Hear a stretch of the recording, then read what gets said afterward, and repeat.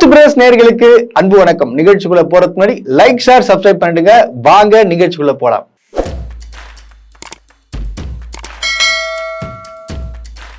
உலகத்திலேயே ரொம்ப கேவலமான கெட்ட வார்த்தை ஒண்ணு கண்டுபிடிச்சிருக்காங்க. அதுவும் தமிழ்நாட்டுல தான் ரொம்ப பரவலா பேசப்படுது.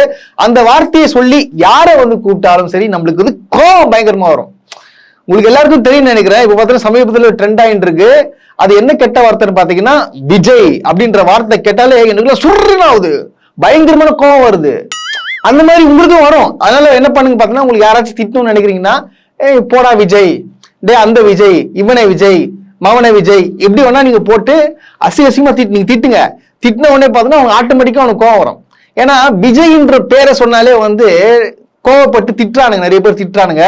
சோ அப்பதான் நம்மளுக்கும் புரிஞ்சிச்சு, இந்த விஜய்ன்றது பாத்தீங்கன்னா ஒரு கேவலமான கெட்ட வார்த்தை போல இருக்கு அப்படின்னு சொல்லிட்டு தெரிஞ்சு. உங்களுக்கு எல்லாருக்கும் தெரிஞ்சிருக்கும். சாட்டையர்கள் பாத்தீங்கன்னா பேசிட்டு இருக்கும்போது பேசுறதுக்கு பதில் சொல்லாம சில தற்கூரிங்க என்ன பண்ணாங்கன்னு சொல்லிட்டு உங்களுக்கு தெரிஞ்சிருக்கும்.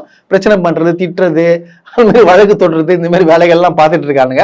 சோ விஜய்ன்றது பாத்தீங்கன்னா கெட்ட வார்த்தை தான். ஏன்னா உண்மை, ஏன்னா விஜய்ன்னு சொன்னாலே கோவம் வருதுன்னா அப்போ அது கெட்ட வார்த்தை தானே அது. சோ அப்போ என்ன பண்ணுங்க, உங்களுக்கு மீண்டும் மீண்டும் சொல்றேன், உங்களுக்கு யாராச்சும் ஒண்ணு இல்லை, ஓப்பனா சொல்றேன், உங்க வீட்டுல போய் சும்மா யாரும் திட்டி பாருங்களேன், போடா விஜய் அப்படின்னு திட்டுங்களேன், அந்த அளவுக்கு கோவம் வரும். ஏன்னா அந்த அளவுக்கு ஒரு மோசமான, தமிழ்நாட்டையே சீரழிக்கக்கூடிய இந்த பேரு தான் விஜய். அதனால உங்களுக்கு யாராச்சும் திட்டணும்னு தோணுச்சுன்னா, போடா விஜய், போடா மாமன விஜய், விஜய் விஜய் விஜய் விஜய் விஜய்னு சொல்லிட்டு போட்டு திட்டுக்கோங்க, ஒன்றும் பிரச்சனை இல்லை. அவங்க உங்களுக்கு கூல் ஆயிடுவீங்க. நீங்க என்னைக்கு காலையில பாத்தீங்கன்னா முதலமைச்சர் அவர்கள் பாத்தீங்கன்னா ஒரு நல்ல ஒரு சர்ப்ரைஸ் கொடுத்தாருன்னு சொல்லலாங்க. என்னன்னு பார்க்கும்போது ஒரு நெகிழ்வா இருந்துச்சு. அது என்னன்னு பாத்தீங்கன்னா, இந்த தேவா திவான்னு சொல்லிட்டு 2 சின்ன பசங்க இருப்பாங்க பாத்தீங்களா, அந்த வீடியோ எல்லாம் எடுப்பாங்க இல்லையா, அந்த பசங்களை கூப்பிட்டு முதலமைச்சர்களை ஊக்கப்படுத்திருக்காரு. ஊக்கப்படுத்தி அவங்க உற்சாகப்படுத்திருக்காரு. நீங்க என்ன பண்ணணும், ரீல்ஸ் மட்டும் நீங்க போடக்கூடாது, நல்லா படிக்கணும் அப்படின்ற வார்த்தைகள், அறிவுரைகள்லாம் சொல்லி அவங்க கூடயே சேர்ந்து இவரும் ரீல்ஸ் எல்லாம் போட்டிருக்காரு. அட்வைஸ் சொல்லுமா, ரீல்ஸ் நல்லா போடுறீங்க தம்பி, அதுக்காக என்னுடைய வாழ்த்துக்கள். ஆனா இதே வேலையா இருந்துடாம படிப்புல கவனம் செலுத்தாம விட்டுறக்கூடாது. நல்ல படிப்புல கவனம் செலுத்தி, நீங்க சொன்னீங்கல்ல கலெக்டரா போறேன், போலீஸ் ஆபீஸரா போறேன்னு சொல்லி, அது ஆகணும்னா நல்லா படிக்கணும். படிச்சு உங்க கனவு நிறைவேறணும். அதுக்கு என்னுடைய வாழ்த்துக்கள். அந்த காட்சியை பாத்தீங்கன்னா ரொம்ப நெகிழ்ச்சியா இருந்துச்சுன்னு சொல்ல முடியுங்க. ஏன்னா அந்த 2 பசங்களும் பாத்தீங்கன்னா கொஞ்ச நாளுக்கு முன்னாடி என்ன பண்ணிருக்காங்கன்னு பாத்தீங்கன்னா ஒரு ரீல்ஸ் ஒன்று போட்டிருக்காங்க. இந்த மாதிரி படிப்பு முக்கியத்துவம் கொடுக்கணும், எல்லாரும் படிங்க அப்படின்னு சொல்லியிருக்காங்க. எத்தனையோ பேர் போட்டுட்டு இருக்காங்க. உங்களை தான் கூப்பிட்டுருக்கேன் ஃபர்ஸ்ட் டைம். ஏன் கூப்பிட்டு தெரியுமா உங்களுக்கு? உற்சாகப்படுத்துறதுக்கு, உங்களை பாராட்டுறதுக்கு தான் கூப்பிட்டு இருக்கேன். சரியா?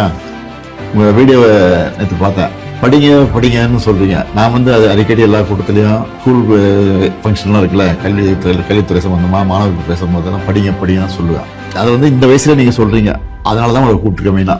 சோ அவங்களை கூப்பிட்டு பாராட்டும் வகையாக கூப்பிட்டு பாராட்டியிருக்காரு முதலமைச்சர். பாத்தீங்கன்னா அவங்களுக்கு பரிசு கொடுத்து நல்லா படிக்கணும், உங்களுக்கு என்ன ஆகணும்னு ஆசை, ஒரு பையன் சொல்றான் கலெக்டர் ஆகணும், இன்னொரு சொன்னா போலீஸ் ஆகணும்னு சொல்றான், நீங்க 2 பேர் நல்லா வரணும்னு சொல்லிட்டு அப்புறம் பார்த்தீங்கன்னா அவங்க அப்பா அம்மாவெல்லாம் கூப்பிட்டு வச்சு வாழ்த்தி அமைச்சிருக்காரு. இதுல ஒரு விஷயத்த நீங்க உன்னிப்பா நீங்க நோட் பண்ணணும். என்னன்னு பாத்தீங்கன்னு வச்சுங்களேன், தலைவன் வெர்சஸ் தற்கூரி அப்படின்ற ஒரு டிஃபரன்ஷியேட் பண்ணிக்கலாம் இந்த நிகழ்வை வச்சு. ஆக்சுவலா பாத்தீங்கன்னா இந்த 2 சிறுவர்கள் ரீல்ஸ் போடுறவங்க இருக்காங்க இல்லையா, அவங்க கூப்பிட்டு முதலமைச்சர் என்ன சொல்லியிருக்காரு, நல்லா படிக்கணும், ரீல்ஸ் மட்டும் போடக்கூடாது, நல்லா படிக்கணும் அப்படின்றத சொல்லி அமைச்சார்.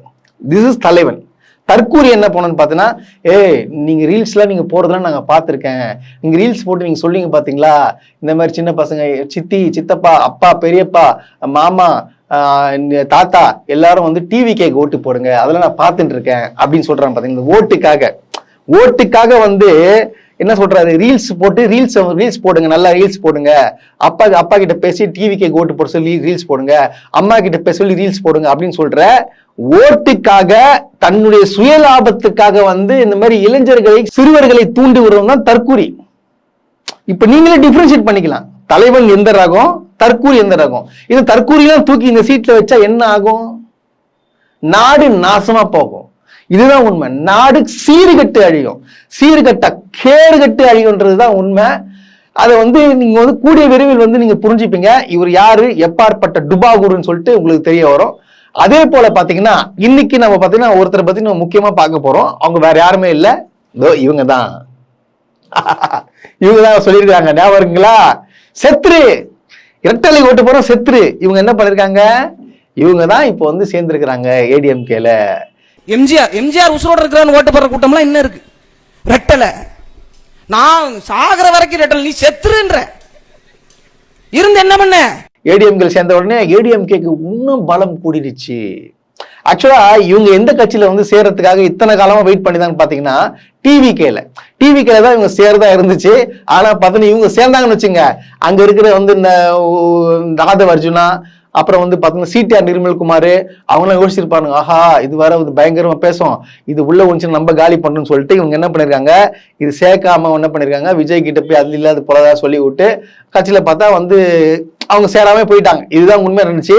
ஆனா இவங்க சேர்ந்துருந்தாங்கன்னா ஒருத்தருக்கு நாமம் போட்டு அமுச்சிட்டு இருப்பாங்க, ஒருத்தர் மேடை கூட ஏறி இருக்க மாட்டார். அது வேற யாருமே இல்லைங்க, நம்ம டுபாகூர் அயோக்கிய பையன் ராஜ்மோகன். இவனெல்லாம் அயோக்கிய பையன் தான் சொல்லணும். ராஜ்மோகன் இவனுக்கு என்ன தெரியும், ஒரே ஒரு டைலாக் எடுத்து வச்சுப்பாரு, சூரியன் மறைந்து விட்டால் சந்திரன் மறைந்து விடும், இந்த மாதிரி பேசுவாரு. அப்புறம் பாத்தீங்கன்னா தர்மத்தாயின் புதலரே வருக உங்கள் உரையை தருக, இந்த மாதிரிலாம் பேசுறதுலாம் இருந்திருக்காது. இவர் வந்து ஓரம் கட்டி இருப்பார். அதுக்காக பாத்தீங்கன்னா காளியம்மால வந்து அதிமுக போய் சேர்ந்துட்டாங்க. அதிமுக சேர்ந்த உடனே இப்போ அவங்க வந்து ஜெயிச்சிருவாங்களாம் அப்படின்ற ஒரு பேர் தான் போயிட்டு இருக்கு. இவங்களும் பாத்தீங்கன்னா முன்னாடியே அதிமுக பயணிச்சவங்க தான். பயணிச்சுட்டு அப்புறம் பாத்தீங்கன்னா வந்து சீமானோட வந்தாங்க. சீமானோட என்ன பண்ணாங்க, எலெக்ஷன்லாம் அவங்க சீட்லாம் கொடுத்தாங்க. எப்படியோ அவங்களுக்கே தெரியும், இப்படி இருந்தாலும் சீமான் கட்சியில இருந்தா எவனும் எம்எல்ஏ ஆக முடியாது, ஆக விட மாட்டாங்கன்றது தெரியும். அதனால வந்து கொஞ்சம் விலகிட்டு, அவங்களுக்கு எல்லாருக்கும் தெரியல, பிசுறு டேஷ் டிசின்னு சொல்லிட்டு நிறைய பேச்சுவார்த்தை இருந்துச்சு இவங்களுக்கும் சீமானுக்கும். அது வரும் பார்த்தீங்கன்னா எல்லாமே அது முடிஞ்சு போச்சு. இவங்க பார்த்தீங்கன்னா அவங்க அதிமுகல வந்து சேர்ந்துக்கிறாங்க. அதாவது இவங்களை பத்தி என்ன சொல்றதுன்னா, அவங்க கட்சிக்காரங்க சொல்றாங்க இவங்க வந்து பயங்கரமா வந்து என்ன பண்ணுவாங்களாம், சுய விளம்பரம் ரொம்ப விரும்புவாங்களாம் இவங்க. அதே போல பாத்தீங்கன்னா அந்த மேடை பேச்சுகள்லாம் பாத்தீங்கன்னா சீமானை விட நான் மிஞ்சணும், சீமானை விட மிஞ்சணும் அப்படின்னு சொல்லிட்டு இந்த போட்டி இந்த பொறாமைகள்லாம் ஜாஸ்தியா உள்ளவர்கள் தான் இந்த காளியம்மான்னு சொல்லப்படுது. அதே போல பாத்தீங்கன்னா கட்சியில வந்து நிறைய பேருக்கு இவங்களுக்கு பிடிக்காது. இதுதான் உண்மை. அவங்க கட்சி எவனுமே பிடிக்காது. அந்த கட்சியிலேயே பாத்தீங்கன்னா பாருங்க, கோஷ்டி மோதல் நடக்கும். அதாவது ஒரு மேடையில போயிட்டாங்கன்னு வச்சுங்களேன், யார் நல்லா பேசுறா அப்படின்னு சொல்லிட்டு இவங்களுக்குள்ளேயே போட்டி பொறாம அப்படிலாம் நடக்குமா. ஸோ வந்து இந்த காளியம்மா வந்து பயங்கர ட்விஸ்ட் வேலைகள் பார்க்கக்கூடிய, ட்விஸ்ட்னா கலக வேலை, அந்த கலக வேலைலாம் பார்க்கக்கூடியதான் காளியம்மான்னு சொல்லிட்டு சொல்ல வருது. இந்த காளியம்மா வந்து அதிமுக சேர்றது ஒண்ணுதான், தாவேக்கால சேர்றது ஒண்ணுதான். இதெல்லாம் ஒண்ணுத்துக்கு விளங்காது, வேஸ்ட், டைம் வேஸ்ட், அவ்வளவுதான். அதுதான் காளியம்மா வந்து பாத்தீங்கன்னா எல்லாரும் பேசுறாங்க, இப்போ வந்து சேர்ந்துட்டாங்க. சேர்ந்து ஒரு பயனும் கிடையாது ராஜா. நீங்க போய் ஓரமா போய் குப்பை தொட்டு தான் போடணும். இந்த கான்வர்சேஷன்ல போறதுக்கு முன்னாடி இந்த வீடியோவை நீங்க ஃபர்ஸ்ட் நீங்க பாத்துருங்க. உங்களுக்கு என்ன தோணுதுன்றதை வந்து தயவு செய்து கொஞ்சம் கமெண்ட் பண்ணுங்க. Baba Saheb doctor B.R. அம்பேத்கர் அவர்கள் எந்த அளவுக்கு கஷ்டப்பட்டு படிச்சார் நம்மளுக்கு எல்லாம் தெரியும். நம்மளுடைய வெற்றி தலைவர் அவர்கள் அம்பேத்கர் அவர்களை கொண்டாட ஆரம்பிச்சதுக்கு அப்புறம் தான் உலகத்துக்கு அம்பேத்கர் பத்தி தெரிய ஆரம்பிச்சது. ஏன்னா இத பார்க்கும்போது பாத்தீங்கன்னா எனக்குலாம் வந்து, நான் உண்மையை ஓப்பனா சொல்லட்டுமாங்க, அந்த இடத்துல இருந்து நான் செருப்பை கழட்டி தூக்கி அடிச்சிருப்பேன். அவன் மண்டையே தூக்கி அடிச்சிருப்பேன். நான் கண்டிப்பா வந்து என் மேல வந்து வழக்கு போடலாம் பரவாயில்லன்னு சொல்லிட்டு நான் இறங்கி அடிச்சிருப்பேன் நான். ஆனா அங்க இருந்த பின்வரிசையில உட்காரவனுங்களாம் எப்பாற்பட்ட அயோக்கிய பசங்க பாருங்க. அவ சொல்றது கேட்டிருப்பீங்க நீங்க. அதாவது விஜய் வந்ததுக்கு அப்புறம் தான் அம்பேத்கர் எல்லாருக்கும் தெரிய வந்துச்சான். டே அம்பேத்கர்லாம் யாரு தெரியுமா உனக்கு? ஏன்னா நீ அம்பேத்கர் மாதிரி கண்ணாடி போட்டுக்குன்னு வேஷம் போட்டு நீ அம்பேத்கர் ஆயிடுவியா? ஏண்டா உனக்கு தானே அம்பேத்கர் தெரியாம இருந்திருக்கும் முட்டா பையில. விஜய் வந்ததுக்கு அப்புறம் தான் தெரியும். டே அரசியல் சட்டத்தை எழுதுன்னு வர்றா அவரு தற்கூரி. என்ன பேசிட்டு இருக்க நீ? இந்த பேசுறதுக்கு கை தட்டுறானுங்க. அதாவது விஜய்க்காக வரலாற்றையே மாற்றக்கூடியவர்கள் இவனுங்க. விஜய் வந்ததுக்கு அப்புறம் தான் எல்லாமே தெரியும், விஜய் வந்ததுக்கு அப்புறம் தான் அம்பேத்கர் அவர்களுக்கு தெரியும் அப்படின்னு சொல்லிட்டு அதாவது இங்க பக்கத்துல இருக்கணும் சோறு சாப்பிடுறானுங்களா இல்ல வேற எதாவது சாப்பிடுறாங்கன்னு சொல்லிட்டு தெரியல. கூப்பிட்டு ஏங்க என்னங்க அறிவு இல்லைங்க, மண்டையும் மூஞ்சும் இந்த மாதிரி பேசலாமா நீ? ஃபர்ஸ்ட் இந்த மாதிரி அம்பேத்கரை பத்தி உங்களுக்கு என்ன தெரியும்? விஜய் வந்ததுக்கு அப்புறம் தான் அம்பேத்கரை பத்தி தெரியும், எப்படி சொல்ற? நான் கேட்கறேங்க, உங்களுக்கு விஜய் வந்ததுக்கு அப்புறம் தான் அம்பேத்கர்ன்றது தெரிஞ்சிச்சா? பாருங்க, நம்ம எந்தெந்த வார்த்தைகள் எல்லாம் இவங்க பேசக்கூடிய அந்த பேச்சுக்கள் எல்லாம் நம்ம கேட்க வேண்டியதா இருக்கு பாருங்க. இதெல்லாம் எப்படி பார்த்துக்கிட்டு அங்க உட்காந்து சும்மா இருந்தவங்க தெரியலையே. அப்போ இவனுங்கெல்லாம் வந்து 2 வகைகள் பிரிச்சுதான் நினைக்கிறேங்க. இவனுங்கெல்லாம் வந்து ஆக்சுவலா ரெண்டு பக்கம் பிரிச்சிடலாம். ஒரு பாத்தீங்கன்னா தமிழ்நாட்டு மக்கள் இருக்காங்க பாத்தீங்களா, தமிழ்நாட்டு மக்கள்லயே டிவைடட் பண்ணிக்கலாம். ஒண்ணு தற்கூரி கூட்டம் டிவிகே, விஜய் விரும்புவர்கள்லாம் பாத்தீங்கன்னா ஒரு மாதிரி மென்டல் அதாவது பாத்தீங்கன்னா அவங்க தனி உலகத்துல வாழ்றவங்க. மனிதர்களுக்கு பாத்தீங்கன்னா 6 அறிவு இருக்கும், அவங்களுக்கு புத்தி இருக்கும். ஆனா இவங்களுக்கு எல்லாம் பாத்தீங்கன்னா கொஞ்சம் கூட விவசாயம் இல்ல. விஜய் தான் சோறு எல்லாமே, அவங்க வாழ்க்கையே விஜயுடைய வாழ்க்கை. விஜய் கிட்ட விஜய் விஜய் விஜய் விஜய் விஜய் எனக்கு பேசும்போது டென்ஷன் ஆகுது பயங்கரமா. ஏன்னா இந்த மாதிரி கூட்டத்துக்கு கூட நம்ம வாழ்ந்துட்டு இருக்கோம். என்ன பண்ண ஒதுக்கினுன்ற இவங்க வேற, அவங்க வேற, நம்ம வேற அப்படின்னு சொல்லிட்டு ஒதுக்கணும். ஏன்னா பாருங்க எப்பாற்பட்ட அயோக்கிய பசங்களா இருக்கானுங்க பாருங்க இவனுங்க. எனக்கு அவன் பேசுறது கூட பரவாயில்லங்க, பக்கத்துல உட்காந்து வேடிக்கை பார்த்து கை தட்டுறானுங்க. இது எப்படிங்க அது? இதெல்லாம் ஏத்துக்கவே முடியல. அந்த அளவுக்கு ஒரு மோசமான ஒரு இதுவா இருக்குங்க அது. நீங்களே பாருங்க, உங்களுக்கு கோவம் வருதா இல்லையா? பார்க்கக்கூடிய நீங்கள் கொஞ்சம் யோசிக்கணும். இவனுங்கெல்லாம் எந்த தைரியத்துல இப்படி எல்லாம் பேசுறானுங்க அப்படின்னு சொல்லிட்டு யோசிக்கணும். அதாவது விஜய் தான் எல்லாமே, விஜய் தான் உலகமே அப்படின்னு சொல்லிட்டு வாழ்ந்து கொண்டு இருக்கிறாங்கல்ல இவனுங்கெல்லாம். நம்மளாம் என்னங்க சொல்றது? ரொம்ப எனக்கு கஷ்டமா தான் இருக்கு. எல்லாருக்குமே தெரியும், இப்ப எல்லாருமே பாத்தீங்கன்னா பரபரப்பா பேசிட்டு இருக்கோம். ஒரே ஒரு சம்பவம் நடந்துட்டு இருக்கு. அதாவது பாத்தீங்கன்னா தூத்துக்குடியில 12ஆம் வகுப்பு மாணவி, அதாவது பாத்தீங்கன்னா அவங்க பாத்ரூம் போகும்போது பாத்தீங்கன்னா சில புறம்போக்கு கைவர்களால கற்பழிக்கப்பட்டு அவங்க கொலை செய்யப்பட்டிருக்கிறாங்க. அவங்கள பாத்தீங்கன்னா காவல்துறை தேடிட்டு வராங்க. இன்னைக்குள்ள அரெஸ்ட் பண்றாங்கன்னு சொல்லிட்டு தகவல்கள் வந்துட்டு இருக்கு. யாருன்னு சொல்லிட்டு நெருங்கிட்டாங்களா, குற்றவாளிகிட்ட நெருங்கிட்டதாகவும் சொல்லப்படுதுங்க. சோ இந்த சம்பவம் நடக்குது. இந்த சம்பவத்துல நிறைய கேவலமான ஜென்மங்கள் அங்க போய் உட்காந்துக்கிட்டு என்ன பண்றாங்கன்னா அது அரசியல் பண்றானுங்க. அங்க உட்காந்து அரசியல் பண்றானுங்க. அந்த பெண்ணுக்காக ஒரு நியாயம் கேட்கறதோ இல்ல சீக்கிரம் குற்றவாளிகளை புடிங்க அப்படின்னு சொல்றதுக்காக இவனுக்கு போல இவங்க என்ன பண்றாங்கன்னா இதை வச்சு அரசியல் பண்ணக்கூடிய இந்த மாதிரி அவல நிலை ஏற்பட்டிருக்கு அந்த விளாத்தி குளம்ல.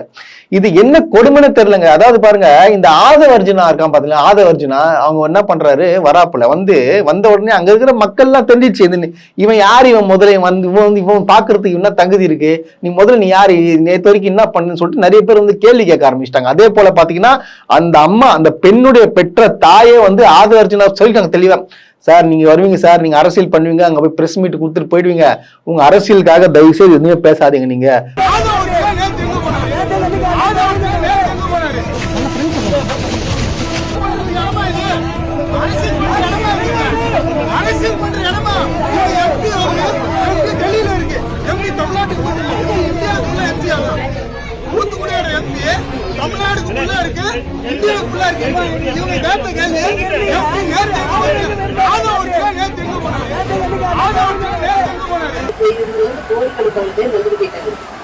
எனக்கு ஒரு வாரம்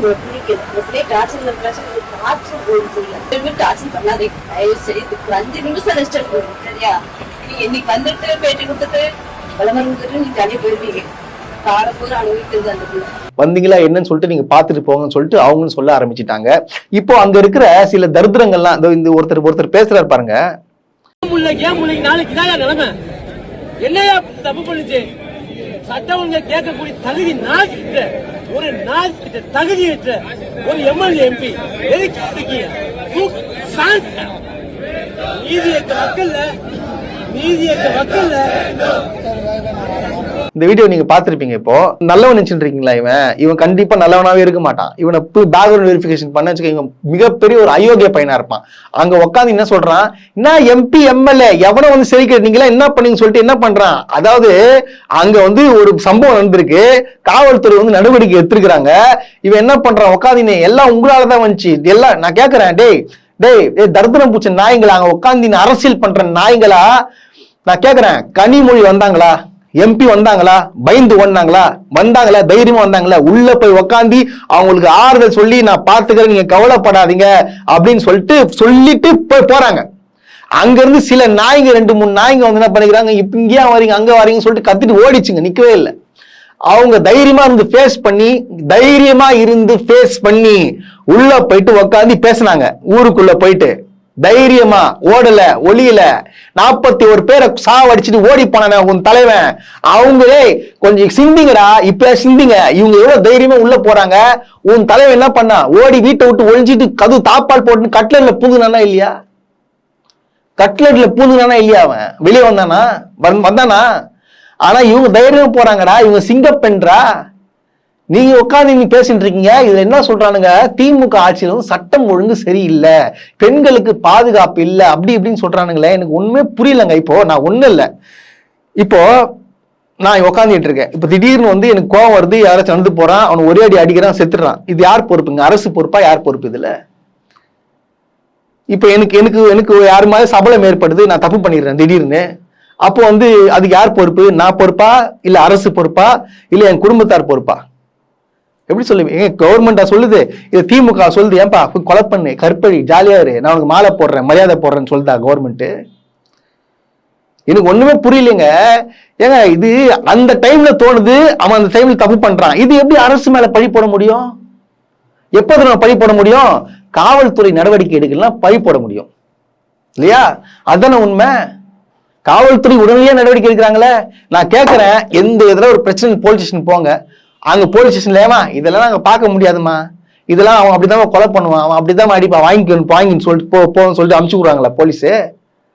இல்ல எனக்கு புரியல. எனக்கு இது அப்படியே கொதிச்சு இது பண்றீங்களா? அது காவல்துறை நடவடிக்கை எடுக்குது. நான் கேட்கிறேன், இது வரைக்கும் தவறு செய்தவர்களை காவல்துறை கைது பண்ணிச்சா இல்லையா? தண்டனை வாங்கி குச்சா இல்லையா? சொல்லுங்க. எல்லாமே சட்டப்படி நடந்துட்டு இருக்குங்க. அதாவது பாருங்க, கடந்த சில நாட்களா வந்து தொடர்ந்து வந்து இந்த பெண்களுக்கு எதிரான வன்கொடுமை நடந்துட்டு இருக்கு. அதே போல பாத்தீங்கன்னா நேத்து பாத்தீங்கன்னா வேணும்னே இந்த கவர்மெண்ட் அரசு மேல பழி சொல்லணுமே சொல்லிட்டு பெண் வந்து பாலியல் துன்புறுத்தல் கொடுத்துட்டாங்க அப்படின்னு சொல்லிட்டு ஒரு கேஸ் ஒன்று போடுறாங்க. அவர் கண்டுபிடிச்சு இது பொய் கேஸ் அப்படின்னு சொல்லிட்டு அதுவும் சொல்லி அமைச்சாச்சு. அங்க இருந்து பத்திரிகையாளரும் மன்னிப்பு கேட்டாங்க, தெரியாம நான் போட்டு விட்டோம் அப்படின்னு சொல்லிட்டு. அப்ப யாரு தூண்டுதலின் பேர்ல வந்து இப்படி நடந்துட்டு இருக்கு? சம்பவம் நடக்குது, அது மிகப்பெரிய தவறு. காவல்துறை உடனடியே ஆக்ஷன் எடுக்கணும். அது ஆக்ஷன் எடுக்குது, எடுக்கலன்னா பரவாயில்ல. அப்போ காவல்துறை எடுக்கனா அப்ப நீங்க சொல்லலாம் கவர்மெண்ட் தப்பு பண்ணுது, கவர்மெண்ட் ஆக்ஷன் எடுக்க மாட்டேது, சரியாவே பண்ணல, நான் குற்றவாளியை திறந்து விட்டு வேடிக்கை பார்த்துட்டு இருக்காங்க அப்படின்னு சொல்லலாம். ஆனா நடவடிக்கை எடுத்து தானே இருக்கிறாங்க. இது என்ன, இது ஒண்ணும் புரியலையே. இங்கதான் அப்படியே பெண்களுக்கு பாதுகாப்பே இல்லை. நான் கேட்கிறேன், விஜய் ஒரு வேளை கவர்மெண்ட் சிஎம் ஆயிட்டாருங்க, அவர் என்ன பண்ணுவாரு? இப்ப தப்பு பண்றவன அரெஸ்ட் பண்ணுவாரு, அதான பண்ணுவாரு. அதுதான் இங்க பண்ணிட்டு இருக்கோம். அவர் கவர்மெண்ட்ல என்ன பண்ணுவாங்க? போலீஸ் தப்பு பண்ணவங்கள வந்து அரெஸ்ட் பண்ணுவாங்க, இல்ல தப்பே பண்ணாம தடுத்துருவாங்க. எப்படி இப்ப நான் இப்போ ஒரு தப்பு பண்ண போறேன், இப்படி தெரியுமா எல்லாருக்குமே நான் தப்பு பண்ண போறேன்னு சொல்லிட்டு? ஏங்க அந்த இடத்துல அவனுக்கு ஒரு தேவைப்படும், அவன் பண்ணிட்டான், அவன் தப்பு. இப்போ அவனுக்கு தெளிவா தெரிஞ்சிருக்கும், இந்த பொண்ணை வந்து நம்ம கற்பழிச்சா நம்ம என்ன ஆகும்னு தெரிஞ்சிருக்கும், நம்மள கண்டிப்பா அரெஸ்ட் பண்ணுவாங்க, மேற்கொண்டு தூக்கு தண்டனை கூட கொடுப்பாங்க அப்படின்னு சொல்லிட்டு எல்லாமே தெரியும். தெரிஞ்சு ஒருத்தாடி பண்றானா அப்ப அவன் மனிதனா மிருகமா? அவன் வளர்ப்பு சரியில்லை, கரெக்டா? இதுதாங்க. இதை விட வந்து தெளிவா சொல்ல முடியாது. இப்ப நம்ம என்னதான் சொன்னாலும் அவனுங்க ஏத்துக்க மாட்டானுங்க. திமுக சரியில்லை, திமுக அரசு சரியில்லை, காவல்துறை சரியில்லை அப்படின்னு சொல்லிட்டு இதே மாதிரி சொல்லுவானுங்க. இங்க இந்த அரசியல் பண்றதுக்காக இப்ப எலெக்ஷன் இருக்குது, சோ வந்து இதை வச்சு நம்ம அரசியல் பண்ணணும் அந்த நோக்கத்தோட பார்த்தா தொடர்ந்து என்ன பண்றானுங்க, இந்த மாதிரி வேலைகளை பார்த்து கொண்டு இருக்கிறாங்க. நான் கேட்கிறேன், நான் இன்னொரு கேள்வி கேட்கிறேன். ஒரு 6 மாசத்துக்கு முன்னாடி விஜய் கட்சியோட பகுதி நிர்வாகிங்க, அவன் நிர்வாகி, பக்கா நிர்வாகி, அவன் வந்து போக்சோ சட்டத்துல அரெஸ்ட் பண்றான். அப்ப விஜய் சொல்லிதான் அவன் பண்ணானா? நான் கேட்கிறேன், விஜய் சொல்லிதான் அவன் பண்ணானா? சொல்லுங்க. அப்ப மட்டும் சொல்லுவீங்களா? ஏன்பா விஜய் அப்ப சொல்றாரு? ஆமா, அதுதான் கேட்கிறேன். இப்ப நான் முக ஸ்டாலின் சொல்றேன் பண்ண சொல்லி, இல்ல உதயநிதி சொல்றாரா, இல்ல யார் சொல்றா? எனக்கு புரியலையே. அது ஒரு புறம்போக்கு பொறுக்கி எச்சக்கலை, அவெல்லாம் என்ன ஜென்மத்துல சாவா, எப்படி சாவான்னு தெரியல. அவன் வந்து 2 குழந்தைய வந்து தப்பு பண்ணிருக்கான், அவனும் அந்த மாதிரி தான் பண்ணிருக்கிறான். இது திமுக சொல்லி கொடுத்து பண்ணாங்களா? ஏங்க இது பிரச்சனைகள் வந்து இந்த நாய்கள் வந்து பண்றானுங்கன்னா எல்லாம் தெரிஞ்சுதான் பண்றானுங்க, தெரியாம பண்ணல. கண்டிப்பா வந்து நம்ம தப்பிக்க முடியாது, நம்மள வந்து போட்டு பொழப்பாங்க, நம்மள வந்து அரெஸ்ட் பண்ணுவாங்க, வெளியே வர முடியாத அளவுக்கு பார்த்து தண்டனை கொடுப்பாங்கன்னு தெரியும். தெரிஞ்சு ஒருத்தன் பண்றானா அவன் வந்து சரி கிடையாதுங்க. அவனுக்கு சுய ஒழுக்கம் இல்ல, அவனுக்கு எதுவுமே கிடையாது. நான் மீண்டும் பதிவு பண்றேன், ஒருத்தனுக்கு சுய ஒழுக்கம் இருந்தா மட்டும் தான் வந்து எதுவும் தப்புமே நடக்காது. இப்ப எங்க வீட்டுல இருக்கிறாங்க, எல்லாரும் வீட்டுல இருக்கிறீங்க, எல்லாரும் வீட்டுல இருந்து இந்த மாதிரி பண்ண சொல்றாங்களா, எல்லாம் பண்ணி தான் சுத்துறாங்களா? எங்களுக்கு தெரியாத என்ன பண்ண என்ன ஆகும்னு சொல்லிட்டு. சுய ஒழுக்கம் வேணும், அது இல்லைன்னா தொடர்ந்து இப்படிதான் நடக்கும். இது இந்தியால இல்ல, உலகத்திலேயே தினமும் ஒரு கொலை, ஒரு 2 கற்பழிப்பு இப்படின்னு சொல்லிட்டு நடந்துதான் இருக்கு. இது யாரும் தடுக்க முடியாது, அவனா திருந்துற வர. அதே போல இந்த ராஜ்மோகன் இருக்கான் பாருங்க, இவனும் இந்த விளாத்தி குளம் விஷயத்தை வச்சு நேற்று மைக்க புடிச்சின்னு பேசுறா போல. என் தங்கச்சி வந்து விளாத்தி குளத்துல கழிவறைக்கு போயிருக்கா, அவன் வந்து பண்ணிட்டாங்க. அதுக்கு காரணம் திமுக. ஏண்டா முட்டாப்பையில, ஏடா சோறு துண்டுறியாடா டே உன்னையா டே நீ என்ன விஜயோடைய எதுனா சாப்பிடுறியாடா நீ பொறம்போக்கு. விளாத்திக்குளம்னு ஒரு ஊருமா, தூத்துக்குடி பக்கத்துல இருக்குமா. பிளஸ் 2 படிக்கிற என்னுடைய தங்கச்சி இரவு நேரத்துல கடிப்படை வசதி இல்லாம அப்படி ஒதுக்கப்பட்ட தங்கச்சியை காணோம்.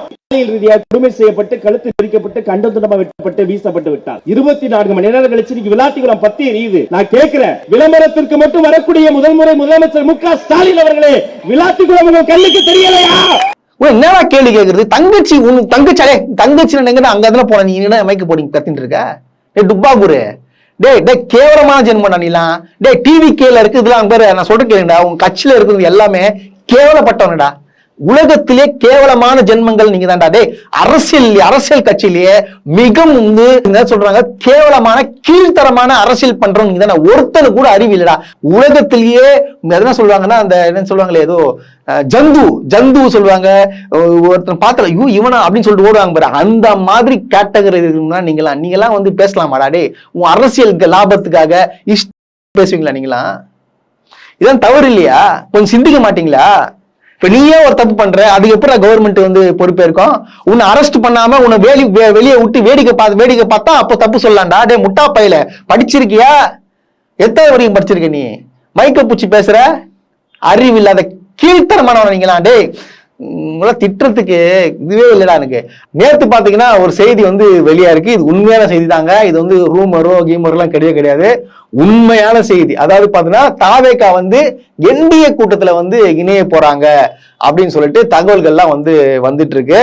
அது உண்மைதான். நேற்று பாத்தீங்கன்னா அவசர ஆலோசனை, அதாவது வீடியோ கால் மூலியமா பாத்தீங்கன்னா வந்து எல்லா மாவட்ட செயலரும் கூப்பிட்டு வந்து இந்த மாதிரி நம்ம என்டிஏ கூட்டணியில வந்து இணையலாமா வேண்டாமா அப்படின்னு சொல்லிட்டு பேச்சுவார்த்தை நடந்திருக்கு. அங்க உள்ள மாவட்ட செயலர்கள் என்ன சொல்றாங்க பாத்தீங்கன்னா, ஆமா இணையலாம் அப்படின்னு சொல்லிட்டு மோஸ்ட் ஆஃப் தம், அதாவது பாத்தீங்கன்னா முக்காவாசி பேர் வந்து இதுக்கு ஆதரவு தெரிவிச்சிருக்காங்க அப்படின்னு சொல்லிட்டு தகவல்கள்லாம் வருது. இது உண்மையான தகவல், பொய்யான தகவலே கிடையாது. அதாவது இவங்க வந்து பக்கா பிளான் பண்ணிட்டானுங்க. இந்த மாதிரி வந்து நம்ம சேர்றது, விஜய் அவர்கள் வந்து துணை முதலமைச்சர் ஆக்குறது அப்படின்னு சொல்லிட்டு சேரலான்னு பிளான் பண்ணிச்சு. ஏன்னா பாத்தீங்கன்னா இவங்க மண்டவாளம் தண்டவாளம் இப்ப ஏற போகுது. பிஜேபி கிட்ட பக்கா லாக்ல இருக்கானுங்க. இவங்க ஆல்ரெடி எதுக்காக வந்து அரசியலுக்கு வந்தாங்கன்றது தெரியும். பிஜேபி தான் சொல்லிதான் இவங்க அரசியலுக்கு வந்தாங்க தவிர வந்து ஒரு மக்களை காப்பாத்துறதுக்கு வந்து ஒரு சூப்பர் மேனோ இல்ல ஸ்பைடர் மேனோ இல்ல டேஷ் எல்லாம் கிடையாது. இவரும் சும்மா டம்மி.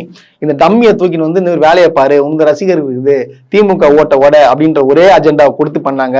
நீ வெளியில இருந்து பண்ணி நீ கூட்டணி வராதுன்னு சொன்னாங்க. இப்ப பாத்தீங்கன்னா திமுக வந்து மிகவும் பலம் வாய்ந்த கட்சியா இருந்ததால இப்ப கண்டிப்பா வந்து ஒண்ணு சேர்ந்து ஆகணும்னு சொல்லிட்டு இப்ப வந்து பேச்சுவார்த்தைகள் எல்லாம் போயிட்டு இருக்குன்றது எல்லாரும் தெரியும். விஜய் பாத்தீங்கன்னா இல்ல கொஞ்சம் நான் தனியாவே இருக்கிறதா நல்லதுன்னு சொல்லிட்டு அவரும் சொல்றாரு.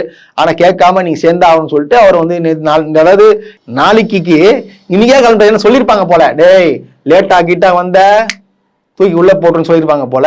அதனால வந்து கரெக்டா வந்து டைமுக்கு ஏற்ற மாதிரி கரெக்டா இப்பவே கிளம்பிட்டாரு, முன்கூட்டியே கிளம்பிட்டா போல. இன்னைக்கே போயிட்டாரு, ஏன்னா நாளைக்கு கரெக்ட் டைம் போனல அதெல்லாம் போயிட்டாரு. சோ வந்து இப்ப என்ன நடக்குதுன்னு பாத்தீங்கன்னா அந்த பேச்சுவார்த்தை நடக்குது.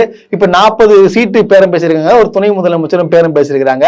சோ ஆனா அவங்களே யோசிப்பானுங்களே, நம்ம தோத்துட்டா நம்ம கதி என்ன ஆகும். சோ அதனால வந்து என்ன பண்றாங்க, உஷாரா போயிட்டு அவங்க கூட ஜாயின் பண்ணா நம்ம கரெக்டா இருக்கும் அப்படின்னு சொல்லிட்டு பக்கா பிளான் இருக்காங்க. ஆனால் இதை எதிர்த்து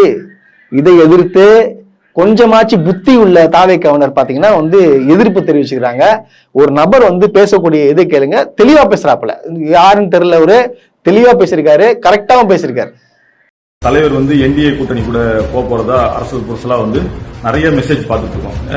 நான் இதன் மூலமா தலைவருக்கு வைக்கிற ஒரே ஒரு வேண்டுகோள் என்னன்னா, தலைவர் அவர்களே தயவு செய்து உங்களை கையெடுத்து கும்பிடுறேன், நமக்கு என்டிஏ கூட்டணி மட்டும் வேணவே வேணாம். காரணம் என்னன்னு கேட்டீங்கன்னா, என்டிஏ கூட்டணியை நம்பி போனவங்க இதுவரையும் வந்து வாழ்ந்ததா வரலாறே கிடையாது. அதிமுக எவ்வளவு பெரிய ஒரு பலமான கட்சியா இருந்துச்சு, இன்னைக்கு அவங்களை நம்பி போய் ஒரு கூட்டணி முடிவை கூட அவங்க எடுக்க முடியாத ஒரு சூழ்நிலை தமிழ்நாட்டிலே இருக்கு. அதை நம்ம கண் கூட பாக்குறோம். ஆனா தயவு செய்து நமக்கு என்டிஏ கூட்டணி மட்டும் வேணாம். அதாவது இந்த வீடியோல வந்து தெளிவா சொல்லியிருக்காரு போல சார். இந்த மாதிரி பிஜேபி கூட சேர்ந்த கட்சியெல்லாம் வந்து என்னைக்குமே வந்து உருப்பட்டதே கிடையாது அப்படின்னு சொல்லிட்டு தெளிவுபடுத்துறேன். நான் சொல்றேன் நண்பரே, தயவு செய்து கேளுங்க, ஆல்ரெடி பிஜேபி சொல்லிதான் உங்க ஆளே உள்ள வந்துக்கிறாப்புல. இது தெரியாம நீங்க நம்பிட்டு இருக்கீங்க. நான் மீண்டும் சொல்றேன், கொஞ்சமாச்சு அரசியல் அறிவு உள்ளவர்கள் விஜய தயவுசெய்து தலைவரை ஏத்துக்காதீங்க, அந்த கட்சியில இருந்து வெளியே வந்துருங்க. ஏன்னா நீங்க பாத்தீங்கன்னா அரசியலையே ஒரு சாக்கடையாக்கி கொண்டு இருக்கிறானுங்க இந்த தாவேக்காரனுங்க. அதனால தயவு செய்து அந்த கட்சியை விட்டு விலகி வந்துருங்கன்றதை நான் கேட்டுக்கிறேன். கல்வித்துறை அமைச்சரோ இல்ல வந்து கலெக்டரோ இல்ல யாராச்சும் இந்த வீடியோ நீங்க பார்த்திருந்தா தயவு செய்து இவங்க யாருன்றது கண்டுபிடிச்சு இவங்க மேல வந்து சட்டப்படி நடவடிக்கை எடுக்கணும். முதல்ல இந்த வீடியோவை நீங்க பாருங்க. 10ஆம் வகுப்பு பொதுத் தேர்வு எழுதக்கூடிய மாணவர்களுக்கு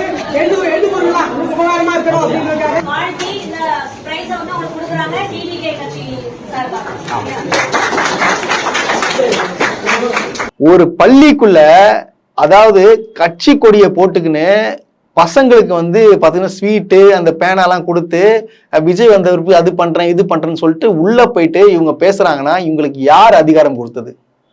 அரசு பள்ளியில கட்சி கொடியோட போயிட்டு பிரச்சாரம் பண்றதுக்கு உங்களுக்கு யார் அனுமதி கொடுத்தது? இந்த மாதிரி செயல்களை செய்யலாமா? அங்க உள்ள யாரு இருக்கிறா என்னன்னு சொல்லிட்டு எனக்கு ஒண்ணுமே புரியலங்க. எப்படிங்க அவங்க போவாங்க? ஒரு பள்ளி குழந்தைகிட்ட போறீங்களா, சரி போயிட்டு வேற என்ன போயிட்டு ஹெல்ப் பண்ணிட்டு வாங்க. அதுனா வந்து கட்சி கொடியை போயிட்டு விஜய் வந்தா உங்களுக்கு அது பண்ணுவார் இது பண்ணுவார் சொல்லிட்டு சொல்றீங்களே, யார் உங்களுக்கு அதிகாரம் கொடுத்தது? இவங்க மேல வந்து நடவடிக்கை எடுக்கணும். இவங்களை வந்து விடவே கூட அங்கேயும் போயிட்டு ரீல்ஸ் போட்டு இருக்காங்க. இந்த மாதிரி அயோக்கிய பசங்களா இருக்க வரைக்கும் நாடு உருப்படுமா? பாருங்க, அந்த படிக்கிற பசங்களை விஷத்தை விதைக்கிறானுங்க. அங்க போயிட்டு என்ன சொல்றாங்க, நைசா இந்த மாதிரி வந்து உங்களுக்கு இது பண்றோம் அது பண்றோம், உங்க வீட்டுல பெத்தவங்க கிட்ட போய் சொல்லுங்க, விஜய்க்கு ஓட்டு போட சொல்லுங்க அப்படின்னு சொல்லிட்டு போயிட்டு கேக்குறானுங்க. ஏண்டா டே ஏண்டா எனக்கு மனசாட்சி இல்ல? டே விஜய்ங்களா, விஜய் நாயங்களா, அறிவில்லைங்களா உங்களுக்கு எல்லாம்? நீங்க கொஞ்சம் கூட விவசாய இல்லாம பள்ளி குழந்தை ஸ்கூலுக்குள்ள போயிட்டு இந்த மாதிரி பேனா தரேன் அது தரேன்னு சொல்லிட்டு உங்க விஜயை பத்தி பிரச்சாரம் பண்ணுகிறீங்களே, நல்லா அதாவது இதெல்லாம் விஜய் வந்து பார்த்து பாராட்டின பெருமை பண்ண. அவர் பெருமை தானே போல, அவருக்கு எங்க இருக்குது 6 அறிவுலாம் இல்ல, 5 அறிவு 4 அறிவு 3 அறிவு தான் இருக்கு போல. என்ன பண்றதுனால வந்து இவங்களும் இப்படிதான் இருப்பானுங்க, திருந்த மாட்டானுங்க. அதாவது நான் மீண்டும் சொல்றேன், இவனுங்களை வந்து தயவு செய்து கண்டிப்பா இங்க யாரெல்லாம் போவாங்களோ ஒருத்தரும் விடாது, எல்லாரையும் அரெஸ்ட் பண்ணணும்.